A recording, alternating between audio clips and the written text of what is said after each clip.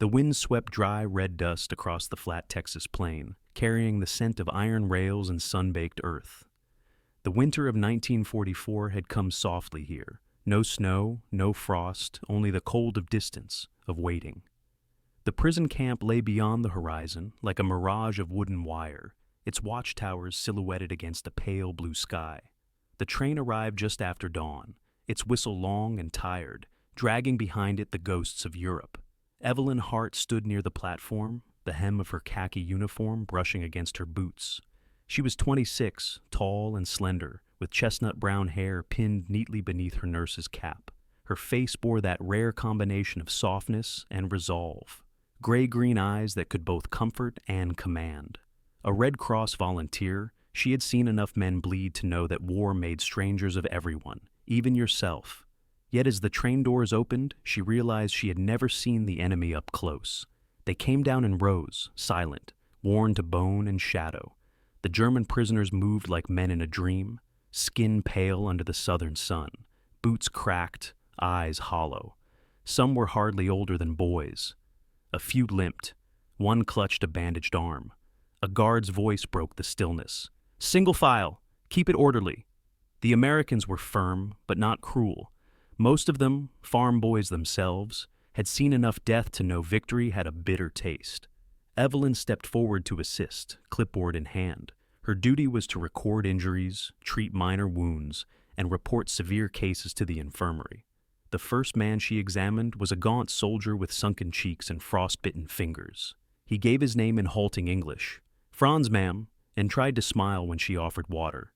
His teeth were chipped, but his gratitude was intact. She nodded, moved on. Then she saw him. A young man, taller than most, stumbled from the boxcar, his breath ragged. His uniform hung loose on his frame, a faded gray tunic torn at the shoulder.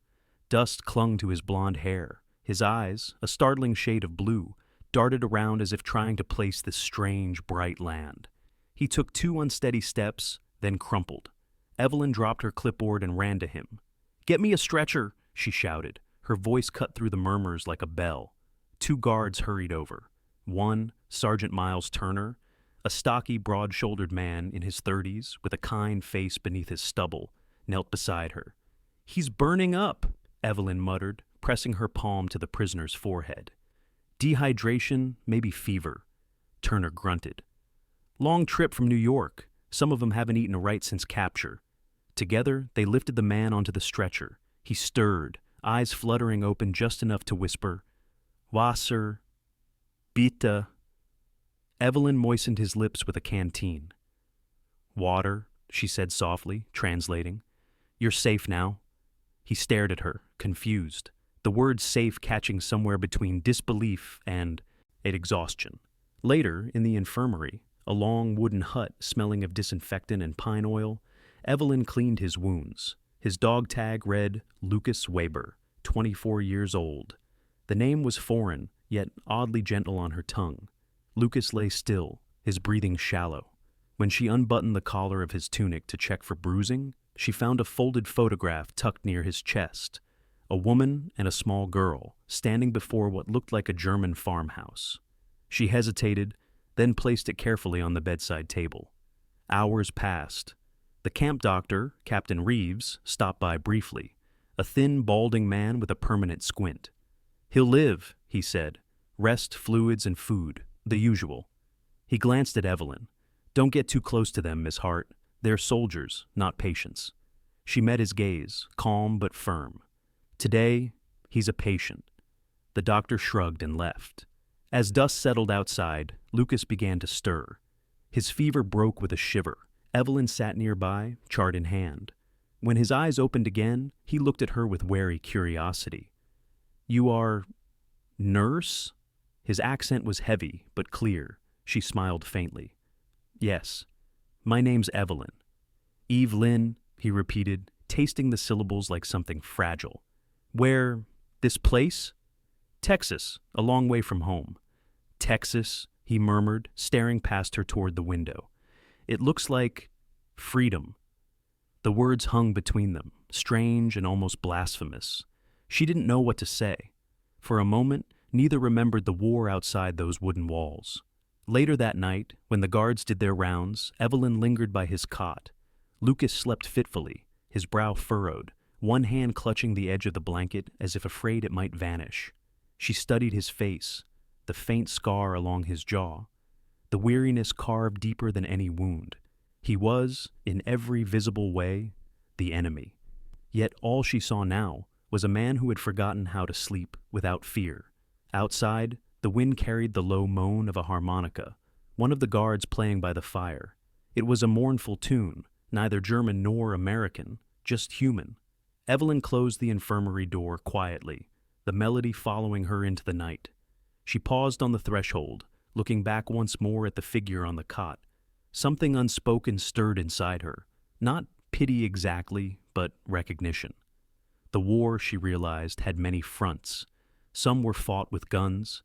Others began here, in silence, with a heartbeat and a breath. And somewhere between compassion and caution, Evelyn Hart felt the first faint tremor of doubt. Maybe the line between enemy and victim wasn't as straight as the world wanted it to be. The Texas morning broke dry and gold, the kind of light that made even barbed wire shimmer like silver. The smell of fried eggs drifted through the mess hall, mingling with dust and the faint metallic tang of tin trays. It was the prisoners' first full breakfast since their arrival, and the camp buzzed with a cautious kind of order. Evelyn Hart adjusted her cap and stepped into the serving line, ladle in hand. Her uniform was already dusted with flour from the early shift in the kitchen. She had volunteered to help that morning, not because it was part of her assignment, but because she wanted to see what hunger looked like when it wasn't accompanied by fear. The mess hall was long and wooden, filled with the low murmur of boots and shuffling feet. The Germans stood in neat lines, holding dented tin plates, their faces blank but eyes restless. A few spoke softly in their native tongue, their words carrying the melody of exhaustion. The guards, mostly local farm boys, kept watch near the door, but didn't shout. The war here, it seemed, had gone quiet. Beside Evelyn, a heavy-set man stirred a pot of watery coffee. This was Cook James Jimmy McAllister, a man in his 40s with sunburnt skin, thick forearms, and a permanent sweat stain around his collar. His reddish hair was thinning, but his grin remained stubborn. "You sure about this, Miss Hart?" he asked, wiping his brow with a rag. "They ain't used to being served by a lady. Might confuse the poor fellas." "Maybe confusion is a good start," she said lightly. Jimmy chuckled. "You sound like my preacher?" Then he turned back to the stove, whistling an old tune. Evelyn watched as the first prisoner stepped forward. He couldn't have been more than 19, his eyes darting nervously between the food and the guards. She ladled a spoonful of scrambled eggs onto his plate and offered a slice of bread. "Danka," he murmured, almost whispering. "You're welcome," she replied. The line moved slowly. Each man received the same, one ladle of eggs, one slice of bread, a tin of weak coffee. Yet every gesture carried more than food. It carried something unseen, something unspoken. Then Lucas appeared. He moved carefully, his posture straighter than before, though his face still pale from recovery. His blonde hair had grown longer, curling slightly over his forehead. His blue eyes, now clearer, studied the line with wary curiosity. When he reached Evelyn's station, he hesitated. "Good morning," she said, offering a plate. He took it, his hand trembling slightly. "Why, you feed us?" he asked, his English halting but earnest. Evelyn paused, surprised by the directness of his question. The room seemed to fade for a moment, the clatter of trays, the hum of conversation, and all that remained was his gaze. "Because hunger doesn't care about sides," she said softly. Lucas blinked as if turning the sentence over in his mind, translating it piece by piece. Then, almost imperceptibly, he nodded. "You are different." "I'm just doing my job." "No," he said, shaking his head. "You see people, not enemies." His tone was simple, without flattery, and it unsettled her more than she expected. She moved to serve the next man, but his words lingered like warmth in her chest. After breakfast, Evelyn lingered near the door, watching the prisoners eat. Some sat hunched, devouring their food silently. Others talked in hushed tones, sharing bits of bread. Lucas sat near a window, sunlight brushing across his profile. He ate slowly, almost reverently, as if afraid the meal might vanish. Across the hall, 2 guards leaned against a post, whispering. One of them, Private Danny Cole, a lean, freckled young man with a sharp jawline and a perpetual nervous energy, nodded toward Evelyn. "You hear what they're saying?" he muttered. The other guard frowned. "About what?" "The Krauts," Danny said, lowering his voice. "They've been talking, calling her the nurse with the kind eyes." The older guard chuckled. "Ain't the worst nickname I've heard. Maybe it'll keep 'em in line." "Yeah, but—" Danny looked uneasy. "What if she's getting too close?" The older man shrugged. "Son, kindness ain't contagious." But Evelyn, standing nearby, had heard them. She turned away before they could notice. That phrase, "the nurse with the kind eyes," echoed in her mind all morning. It wasn't mockery, but it wasn't comfortable either. She didn't want to be seen as soft. She wanted to be seen as human. Later that day, she walked the perimeter of the camp, clipboard in hand, taking notes for medical supplies. The air was heavy with the scent of hay and rust. Beyond the wire fences stretched miles of open land, the horizon shimmering in the heat. She found Lucas among the work detail, hauling sacks of grain alongside other prisoners. He noticed her and gave a faint nod, sweat glistening on his temples. "You work hard," she said. "Work helps think less," he replied. His accent softened the words, but she understood perfectly. "And what do you think about when you stop?" He paused, his hands tightening on the sack. "About home, my sister. She likes the smell of coffee. Every morning she would make it for my father. Small things. They keep you alive." Evelyn smiled faintly. "Small things keep everyone alive." He looked at her then, directly, as if searching for something she wasn't sure she had. "Do you have family?" "A brother," she said quietly.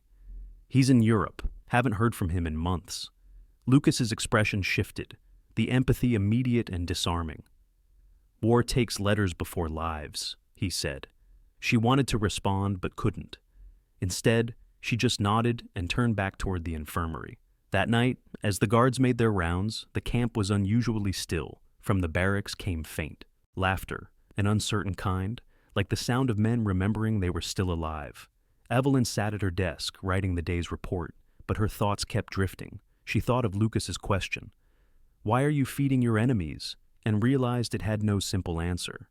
Maybe because feeding someone was the only act that couldn't be twisted by war. Maybe because mercy, once given, had a way of feeding the giver too. Outside, the moonlight silvered the fences. Somewhere in the dark, a guard dog barked once and fell silent. Evelyn closed her notebook, leaned back, and listened to the quiet hum of the night. For the first time since the war began, she didn't feel helpless. She felt dangerous in a different way, in the way kindness could be if one dared to wield it. The morning sun spread gently over the flat plains of Texas, painting the sky with hues of gold and soft pink. The air smelled faintly of hay, and somewhere in the distance, a lone coyote howled, a melancholic sound swallowed by the vastness of the land. Evelyn Hart sat in the back of a dusty army truck, her hands resting on her lap, her white nurse's uniform replaced with a light denim shirt and khaki trousers. She wasn't sure how she'd been chosen for this assignment, an escort to a work detail of German prisoners, but she suspected her reputation as the nurse with the kind eyes had reached the officers. The truck jolted over a dirt road and came to a stop at the edge of a wide cattle ranch. The wooden sign at the entrance read, "Dempsey Ranch," the letters scorched into the wood. The man who came out to meet them looked carved from the same timber, broad-shouldered, sun-tanned, in his early 50s. His name was Jack Dempsey, though not the famous boxer, just a rancher who shared his name. He wore a brown hat tilted low over gray eyes, his face lined like dry riverbeds. His beard was trimmed short, silver mixed with black. Years of drought, loss, and war rationing had hardened him, yet there was a quiet steadiness in his manner, a man who'd buried his grief deep enough to plow over it.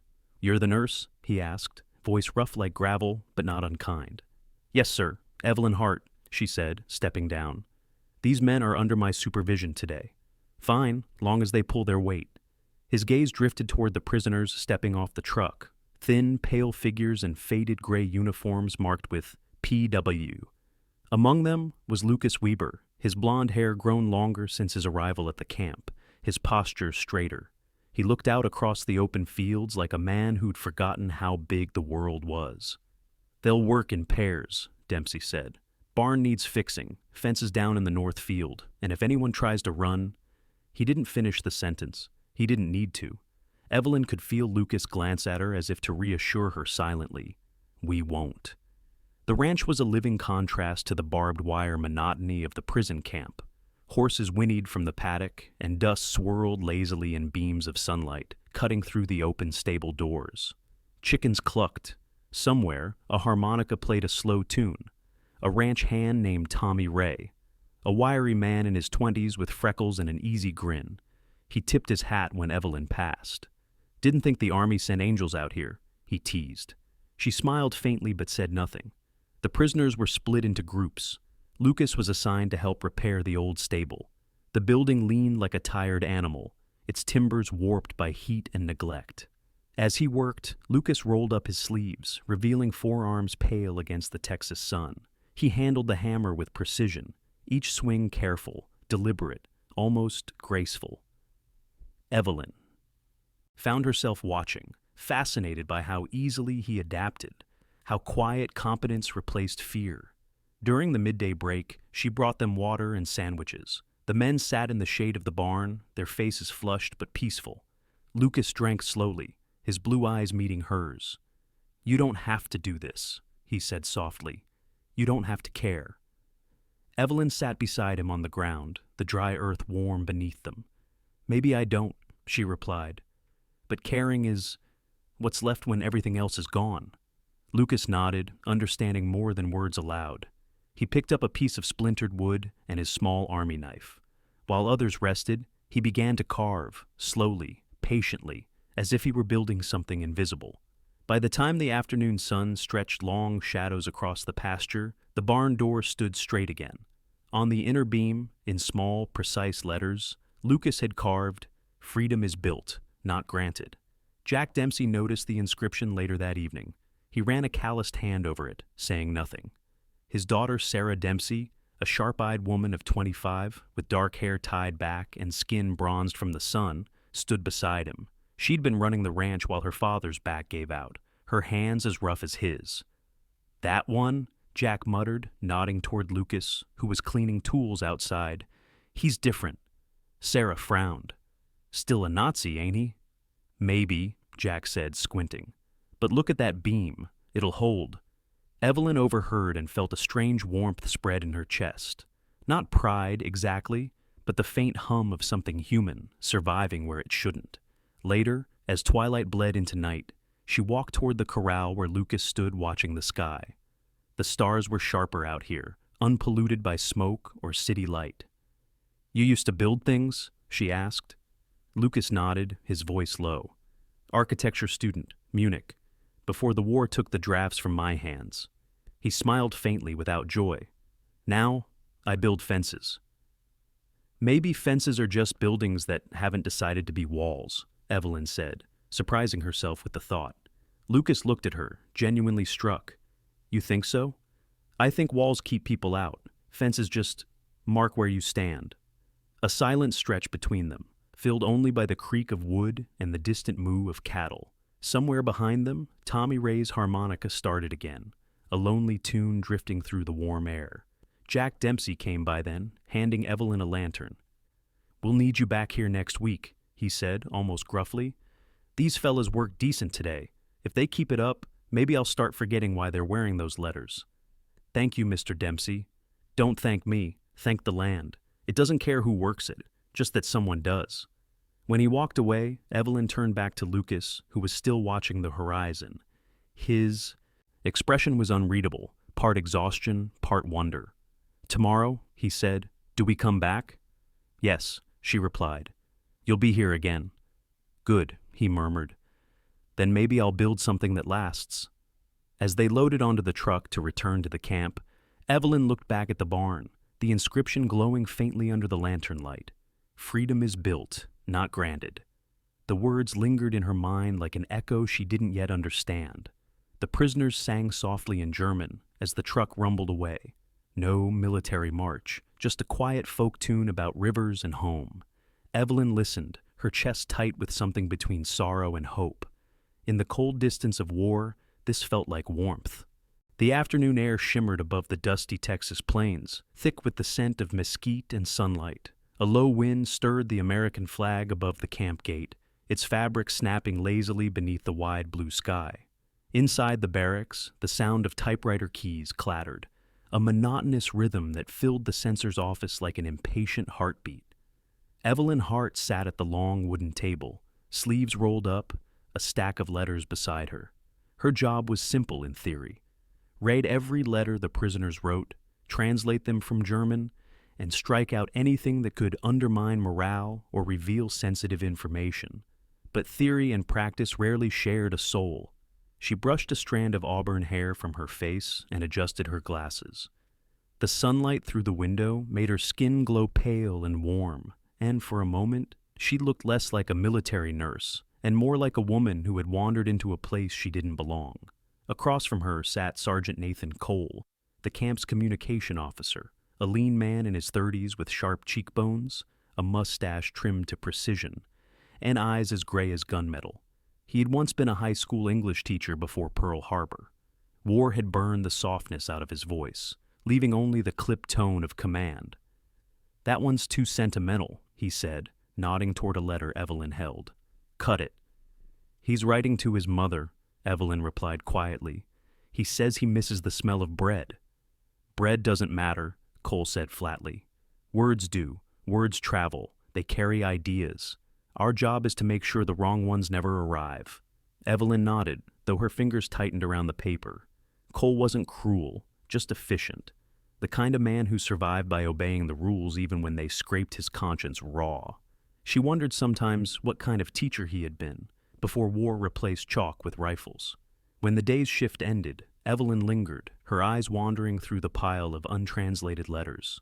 There were dozens, maybe hundreds, each sealed in the hope of reaching somewhere far away: Berlin, Dresden, Munich.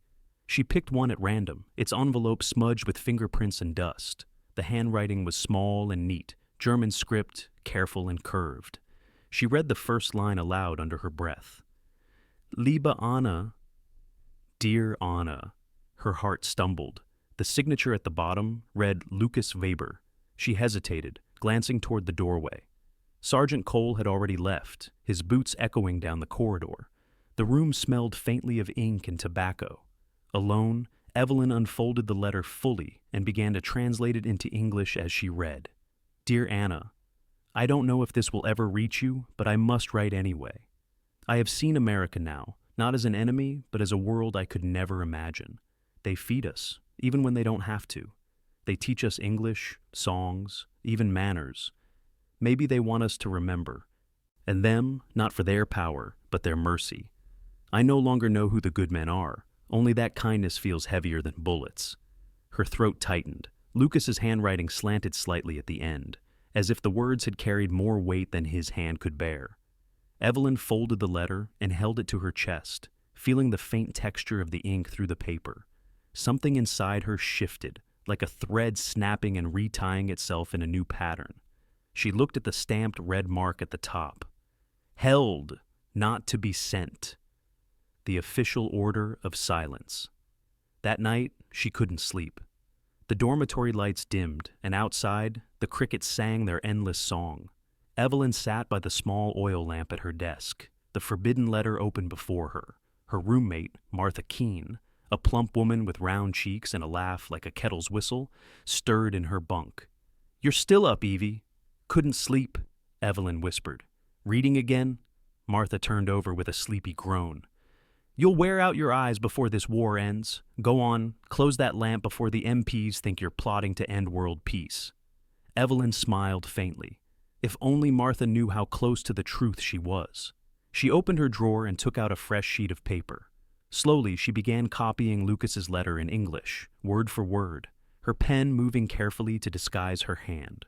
When she finished, she folded the copy, slipped it into a new envelope, and addressed it simply, "Anna Weber, München, Deutschland." Then she placed a small emblem in the corner, a red cross drawn by hand.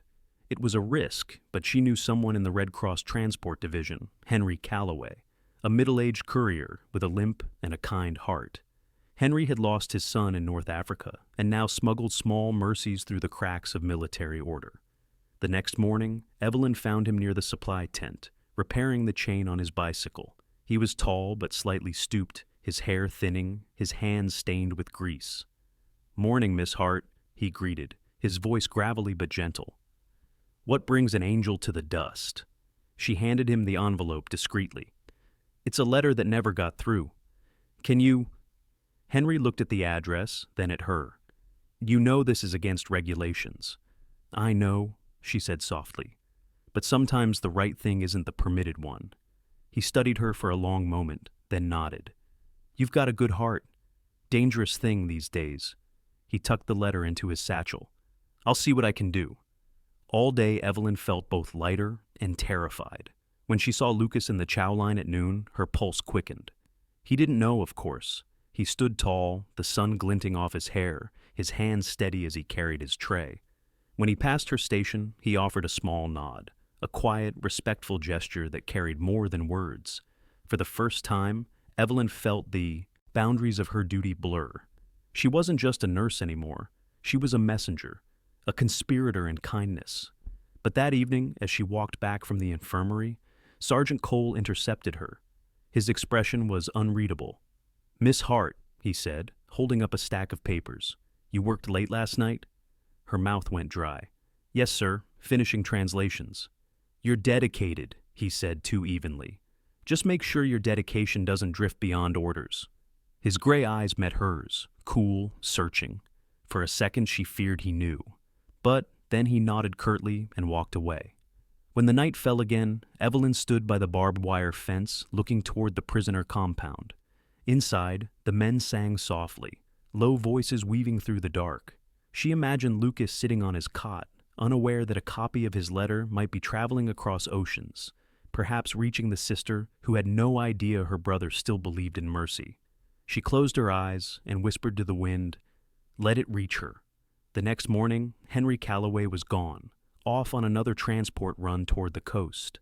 Evelyn watched the Red Cross truck disappear into the horizon and felt both guilt and relief intertwine in her chest like smoke. She knew she had crossed a line, one that could never be uncrossed, but she also knew something else. For the first time since the war began, she had done something that felt unshakably human.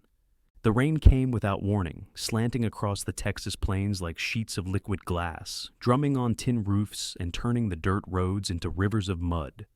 The camp lights glowed dimly through the storm, halos of gold blurred by water and wind.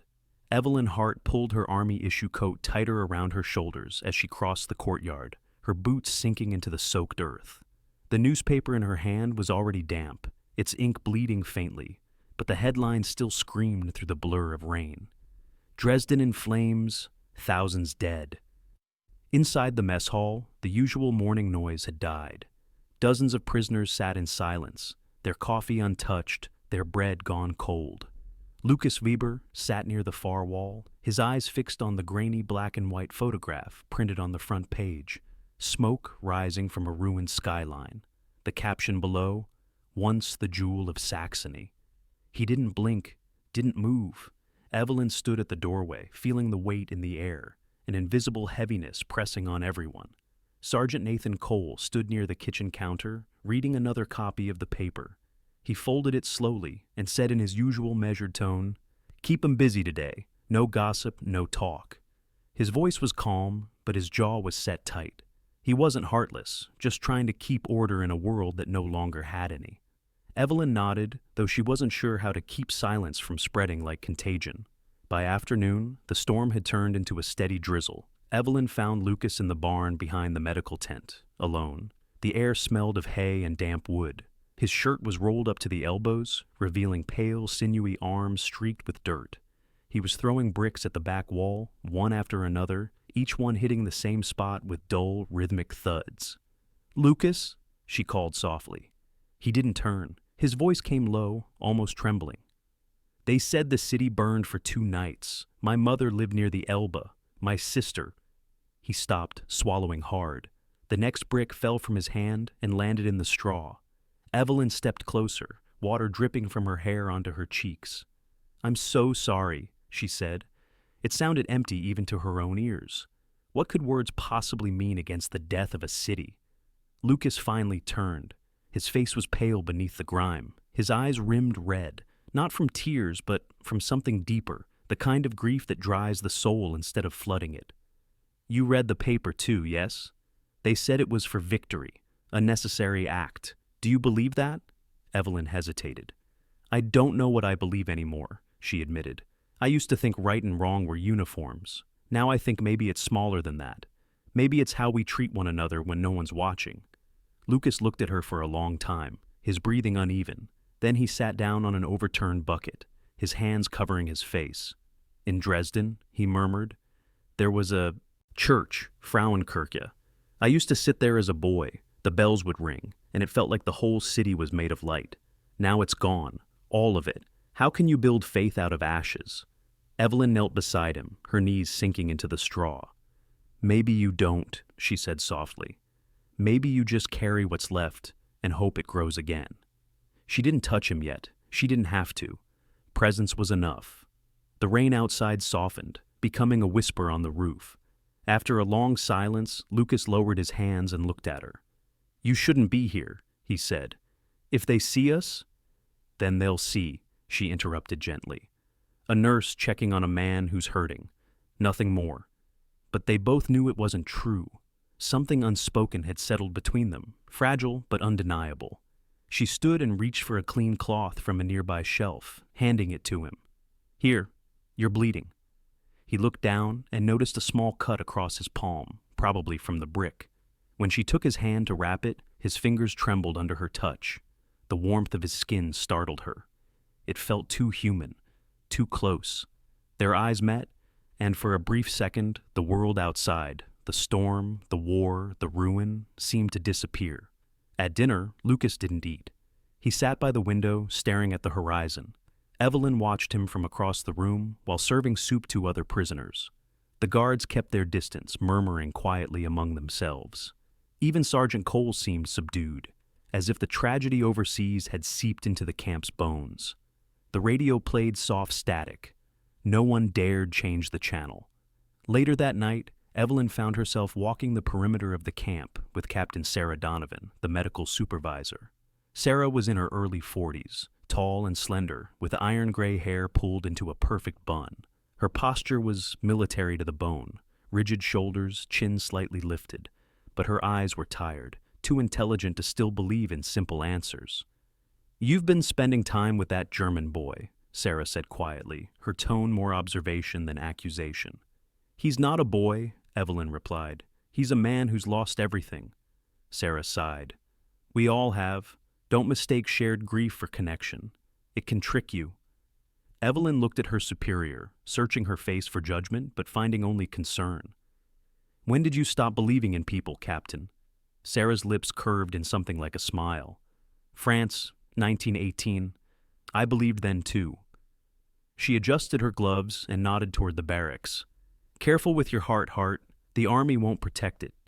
When Evelyn returned to her quarters, the room felt smaller, the rain heavier. She sat on her cot, listening to the dripping from the window pane. Her hands still remembered the roughness of Lucas's skin. She hated that she did. It felt like treason, not against her country, but against the part of herself that still wanted to stay untouched by this war. She opened her notebook and began to write, not letters, but fragments of thought. Mercy feels heavier than bullets. Maybe that's why it's so hard to carry. The next morning, she went to the barn again. Lucas was there, sweeping the floor. His expression was calm now, though the dark circles beneath his eyes betrayed sleeplessness. When he saw her, he hesitated, then offered a faint nod. She returned it. Neither spoke. There was nothing left to say that wouldn't cheapen the silence. As she turned to leave, he said quietly, "You were right. Maybe being human is the only side left." Evelyn paused at the doorway, the light spilling across her face. "Then let's stay on it," she said. He smiled, a small, tired smile that reached his eyes for the first time in days. Outside, the rain had stopped.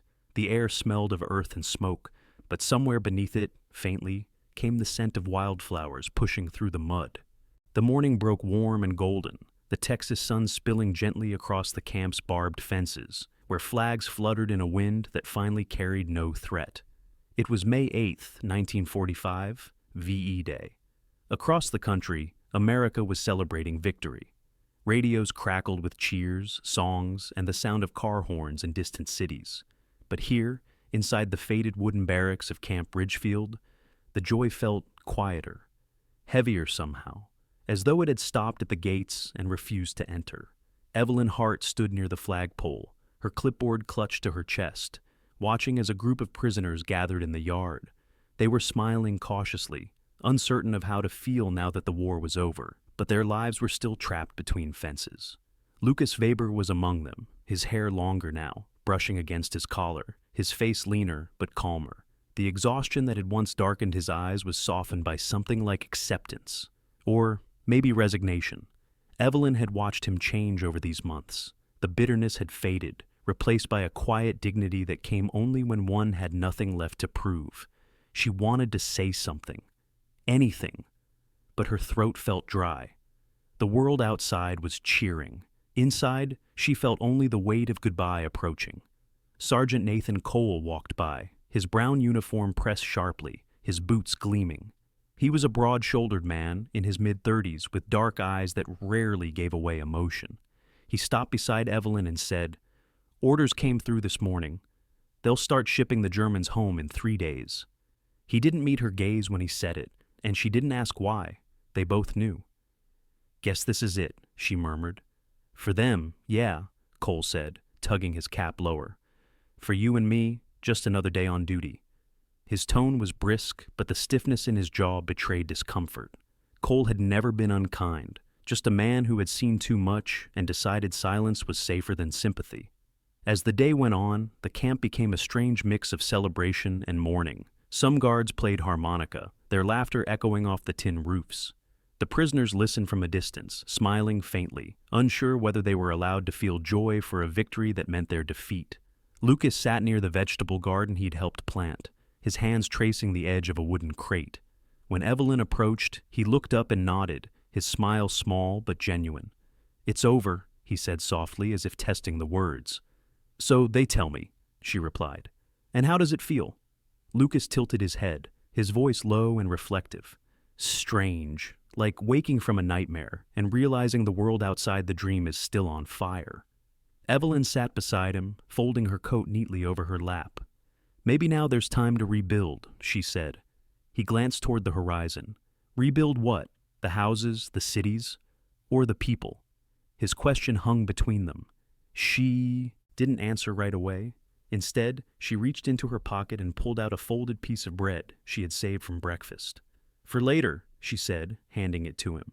"You'll need strength for the road." Lucas accepted it with both hands, his fingertips brushing hers. "You always think of others," he said, smiling faintly. "Maybe that's what saving looks like, even when the world forgets."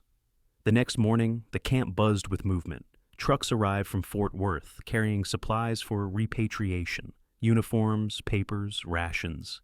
Captain Sarah Donovan stood near the administration office, clipboard in hand, her sharp gray eyes scanning the lists. The morning sun caught her silvering hair, tied back with precision. "Every man gets checked, processed, and cleared," she instructed briskly to her team of medics. "No exceptions." When Evelyn approached with her daily reports, Sarah gave her a long look. "You'll want to keep busy these next few days," she said quietly. Evelyn nodded, but didn't reply. That night, the air turned cool, the wind rustling through the long grass beyond the fence. Evelyn sat on the porch steps outside the infirmary, her heart beating too fast. The paper she had written folded tightly in her hand. On it, just a few words. "When you rebuild your country, remember this breakfast." She had written it 3 times before the ink felt right. It wasn't a love letter. It couldn't be. But it was a fragment of truth, something human to send into the uncertain distance. Lucas found her there, standing in the dim lantern light. He wore his German army jacket, though the insignia had been removed. "They gave us new clothes for travel," he said quietly. "But I thought I'd wear this one last time. It feels honest." Evelyn smiled sadly. "You'll be leaving tomorrow." He nodded. "I heard. They said we'll go by train to New York, then by ship to Bremen. He hesitated before adding, "I don't know what's waiting there. My home may not exist anymore." "Then you'll build a new one," she said. "Maybe something better." He looked at her for a long time. The lamplight caught his features, the sharp line of his cheekbones, the tired crease near his mouth, the faint scar at his temple that she had once bandaged months ago. "And you?" he asked. "What will you build?" She swallowed, feeling her throat tighten. "Maybe a life that makes sense again." Lucas took a slow breath. If such a thing still exists. When the bell rang for lights out, they stood without moving. Finally, Evelyn stepped forward. Her fingers trembled as she reached into his jacket pocket, slipping the folded note inside. Lucas looked down, not saying a word. Instead, he reached up to his shoulder and tugged gently at a piece of worn gray fabric, the last remnant of his German uniform. He tore it cleanly, leaving a small square patch with a faint eagle emblem barely visible through. The fray. Holding it out to her, he said quietly, "For you, a piece of what I was. Maybe to remind you that even broken things can change." She took it, her hand brushing his. "Thank you," she whispered. Dawn came too soon. The prisoners lined up by the trucks, their bags light, their faces unreadable. The air smelled of dust and diesel. Evelyn stood near the infirmary steps, clutching the gray fabric in her hand. Lucas caught her eye as he climbed onto the truck. He didn't wave, he just smiled. A soft, fleeting smile that said everything words could not. When the engine roared to life, Evelyn turned away, blinking against the rising sun. Captain Donovan passed her and stopped briefly. "You all right, Hart?" she asked. Evelyn nodded, her voice steady, though her heart wasn't. "Yes, ma'am, just thinking how quiet it'll be." Sarah looked at her, then at the departing trucks. "Peace always sounds strange at first," she said. As the convoy disappeared down the dusty road, Evelyn stood alone. The camp seemed suddenly too large, too still. Somewhere, a radio played a crackling version of "It's Been a Long, Long Time." She sat on the steps again, unfolding the small patch of cloth in her hand. The torn edges brushed against her palm like a heartbeat fading. For the first time in months, she let herself cry. Not for victory or loss, but for everything in between. The morning light spilled softly over the wide Texas plains, painting everything gold. The air was cool, sweet with the smell of rain from the night before.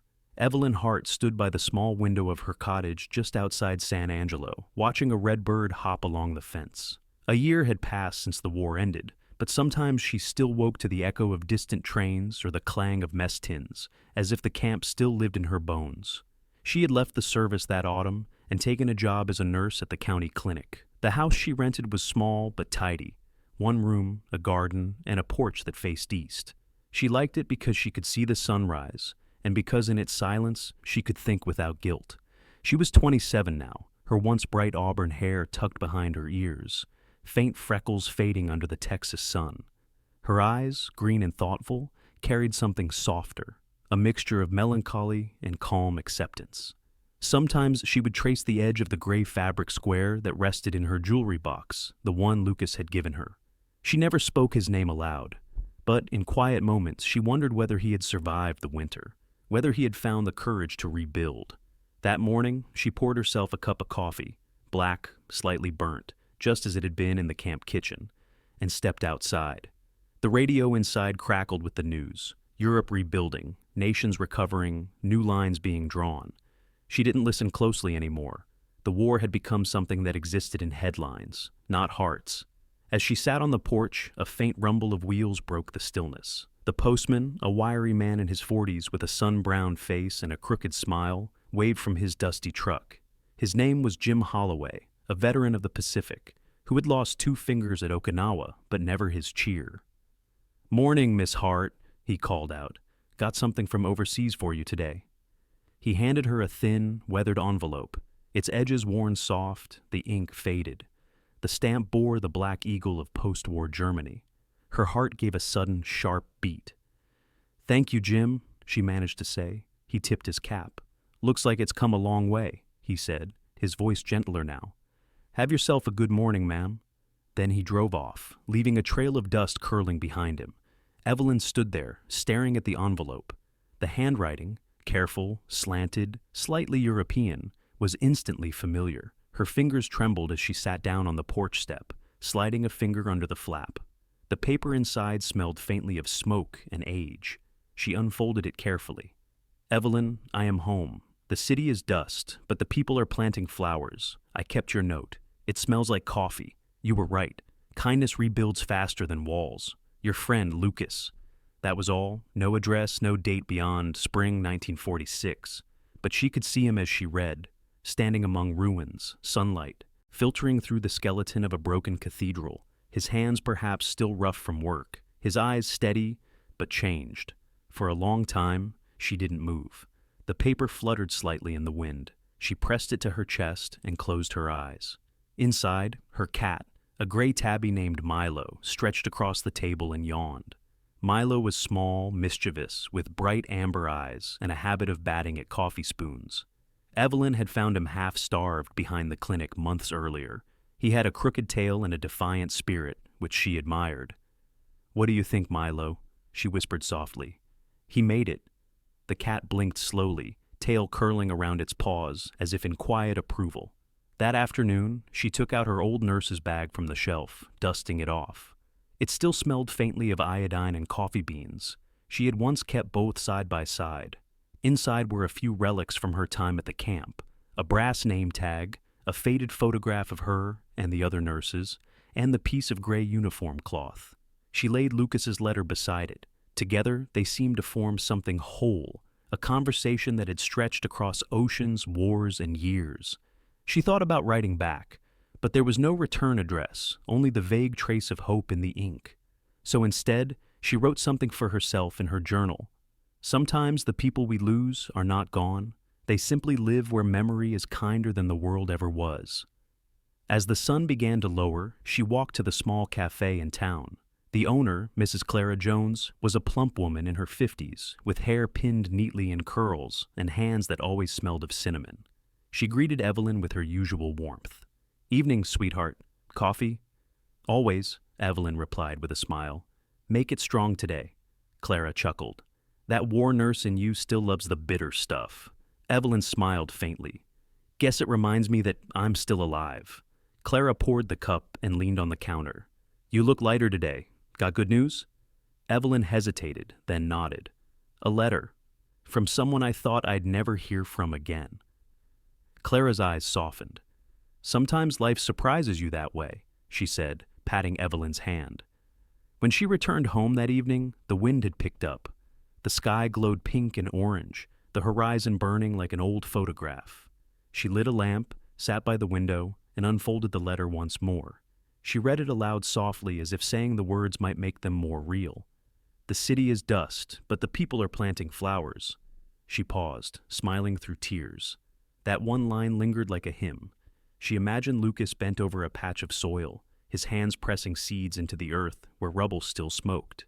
She imagined the faint smell of coffee drifting through cracked windows, mingling with hope. She walked to the stove and refilled her cup. The familiar aroma filled the room. Holding it close, she stood at the window, watching the Texas sunrise climb again, fierce, bright, and endless. In that stillness, she felt it clearly. The quiet victory that came not from armies or nations, but from the choice to care when the world told you not to. Her reflection in the glass looked older, wiser, but the light in her eyes was steady. She took a slow sip of coffee, and for the first time in years, it didn't taste bitter. Outside, the redbird returned to the fence. Milo leapt up beside her, purring softly. The letter lay open on the table, a bridge between past and present. Evelyn whispered, "You were right too, Lucas. Kindness rebuilds faster than walls." The last of the sunlight caught the paper, making the faded ink glow like gold.